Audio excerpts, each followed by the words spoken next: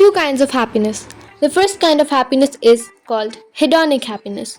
This was the kind of happiness centered around pleasure and consumption. Delicious meals, tropical vacations are all modern day examples of hedonic happiness. It's not necessarily about the cost of an item, it's about how it makes you feel. When you participate in hedonic activities, like treating yourself to an extra large cup of coffee or buying yourself a new pair of shoes, you're giving your brain and body a gift. During these moments, your brain is flooded with dopamine, the pleasure hormone, and you feel an instantaneous rush of joy throughout your body. This kind of happiness is very real to your brain. It's intended to serve an important purpose. It gives your brain and body a brief but necessary respite from the routines of everyday life. Allowing yourself occasional opportunities for hedonic happiness can serve as a temporary release to slow down the stress. But in the same way, that stress can be healthy or unhealthy, depending on the dose and frequency. And the same applies for hedonic happiness. In small doses, hedonic happiness serves an important and vital role for your psychological well being. But in larger and more frequent doses, it loses its appeal to your brain and body. You can't depend on hedonic happiness as your primary source of happiness because its effects are fleeting and short lived. By its very nature, hedonic happiness is designed to leave you wanting more. This phenomenon is called the hedonic treadmill. Scientists believe that we each have a distinct set point for how much hedonic happiness we can experience. It's called a treadmill because, except for the initial jolt of joy you get from any hedonic activity, your brain will eventually return to its baseline level of happiness. You can chase the high of hedonic happiness, but you can't make it last. The hedonic treadmill can take many forms. The third piece of cake isn't as pleasurable as the first one. Hedonic pleasures become less exciting over time because the initial dopamine surge levels off in your brain. You are left back where you started.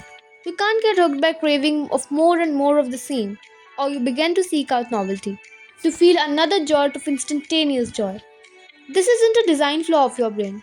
Your brain's hedonic treadmill is actually a protective mechanism. Studies show that even if people have wonderful or tragic experiences, they eventually return to their set point of happiness. We can't rely solely on hedonic happiness to cure our stress because the hedonic treadmill is always running in the background. To cure our stress for the long term, we have to learn how to work with our biology. And that's when a new, different kind of happiness comes. It's called eudaimonic happiness. And it's the gateway for curing our unhealthy stress for good. Eudaimonic happiness isn't centered on pleasure and joy like hedonic happiness. It's centered on meaning and purpose. Humans are purpose driven, which makes this kind of happiness the pot of gold on our stress journey.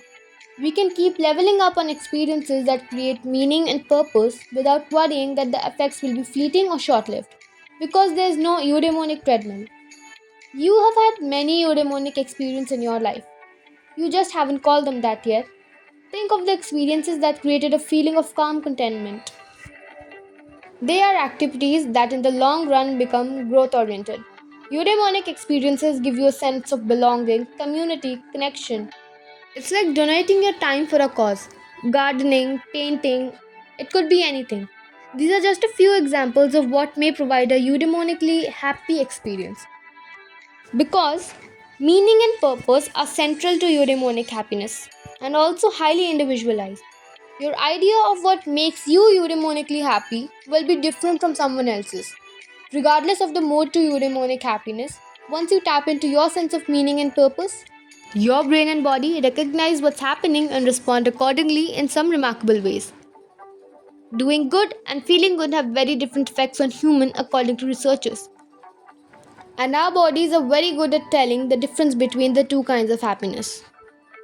If you liked this video and learned something new, give a thumbs up and subscribe to our channel. Thanks for watching. Bye bye.